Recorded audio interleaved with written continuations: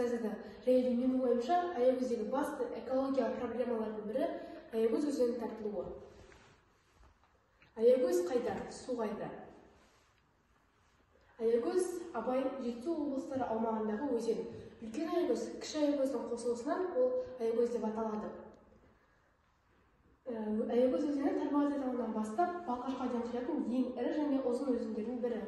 Оның ұзындығы 492 км, ал алқабының ауданы 15,4 мың км-ді құрайды.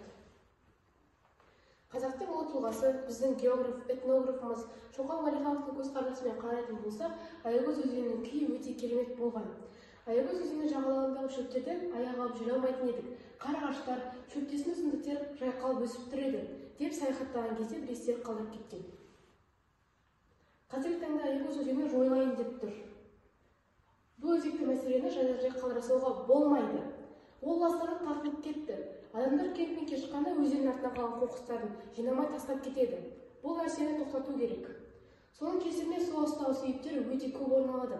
Қазіргі таңда Аягөз өзені тартылып кетті. Біздің көзқарасымызбен қарайтын болсақ, Аягөз өзенінің күйі өте нашар. Аягөз өзенінің тартылу себептері. Біріншісі, өзеннің бойындағы ағаштардың кесіліп отынға жіберілуі. Екіншісі, өзенге халықтың тек тұтынушылық көзқараспен қарап, мал шаруашылығы суаруы. Үшінші, күл қоқыстың улы заттар, сонымен қатар қоқыстармен ластануы. Аягөз төңірегінің тумасы қазақтың мықты дана ақыны Дулат Бабатайұлы бұрындары өз жырларының бірінде Аягөз өзенін мақтап кеткен болатын. Яғни, өзеннің ағысы қатты еді, оның мөп-мөлдір болып тұрған кездегі сылдырлаған дыбыстары деген сияқты. Сол ұлы тұлғаларымыз Аягөз өзеніміздің қазіргі күйін көретін болса, өздерінің сөзін қайтып алар ма еді? Аягөз өзенінің экологиялық жағдайын қалпына келтірудегі шешу жолдарындағы менің ұсынысым. Біріншісі, кемпингке барып демалғаннан кейін өзіміздің артымыздан қалған қоқыстарды шашып кетпей, оны керісінше жинап алып кету. Мысалы алатын болса, консерватты ыдыстар немесе пластиктер. Ол табиғатта қаншама жылдар бойы ыдырамай қалып қояды.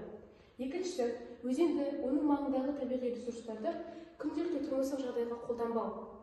Мысалы, мал шаруашылығымен айналысу барысында өзен суына жайып жібере салмау, немесе оның маңындағы шөптерді, ағаштарды кесіп алмай, керісінше оларды санын көбейтіп, көшеттер отырғызу. Үшіншісі, өзеннің бастауы Тарбағатай тауының бастауынан бітеліп, жойылуына жол бермеу. Соның арқасында оның ағысы қаттырақ болып, Аягөз өзенінің тартылу себептері болмай, біз Аягөз өзенін сақтап қаламыз.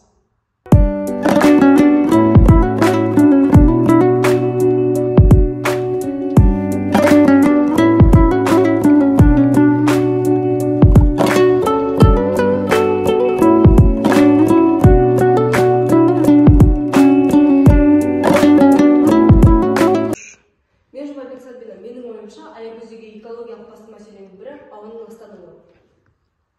Ауаның ластануының негізгі себептері. Біріншісі, күнделікті өмірде біз өз қаламыздың экологиялық жағдайына аса назар аудармаймыз. Аягөз қаласының экологиясы да қуантарлық жағдайда емес. Қаламыздың экологиялық зерттеу барысында оған кері әсерін тигізетін бірнеше факторды анықтадым.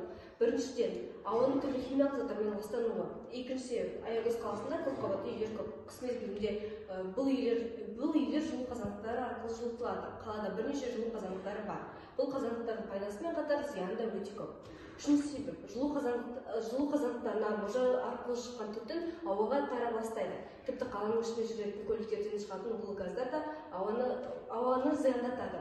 Жылу қазандықтарынан көліктерден шыққан түтін желді күндері тез сөніп кетеді, ал желсіз күндері қаламыз түтінге оранып, тұншығып жатқан жиі көруге болады. Ауаға қоқыстардың тигізетін кері әсері басты мәселенің бірі болып табылады. Қаламыздың экологиясының кері әсерін тигізетін тағы да бір жағдай тұрмыстық қалдықтар. Қала тұрғындары қалдықтарын арнайы жәшіктерге салып жүрсе жақсы болар еді. Бірақ мұндай жәшіктер тек көп қабатты үйлердің жанында ғана бар. Оны уақытында тазартылмайды. Қоқысқа толы жәшіктер апталып тұрып қалады. Тұрғындар еріксіз қалдықтарын жәшіктердің сыртына тастауға мәжбүр болады. Бұл қоқыстар желдің әсерімен қар қасиеттерінің көмегімен жан-жаққа шашылып жатады. Үлкен қаладағыдай тұрмыстық қалдықтар іріктеліп және арнайы тастап полигонға жіберіліп отырса, ешқандай да проблема болмаушы еді. Қоқыс жәшіктерінің маңайын тарқан қасиеттер, мысықтар тіпті жазғы күндері көміргіштерді көрген болады. Бұл әсіресе аулада ойнап жүрген балаларға кері әсерін тигізеді. Себебі олардың түсте болса, құтырма ауруына шалдығуы әбден мүмкін. Түтінге тұншыққан Аягөзім ай. бәріміз білеміз айкөздегі қазандықтар өте ескі екенін. Оның өзі қалаға дейін көп зияндығын алып келеді. Ескі қазандықтар кем дегенде 20 шақты. Өзің қыста соның астынан өтсең, түтінге тұншығып қап-қара болып шығасың. Ал оны ластайтын тағы да бір себеп көліктегі улы газдар. Мәселен, кептеліс кезінде автомобильден ауаға деген зияны аз бола қоймайды. Аягөз ауасын тазартуының шешу жолындағы менің ұсынысым. Бірінші, физикалық химиялық әдістердің көмегімен ауаны бөгде зиянды қоспалардан арылтсақ және де оны тазартсақ.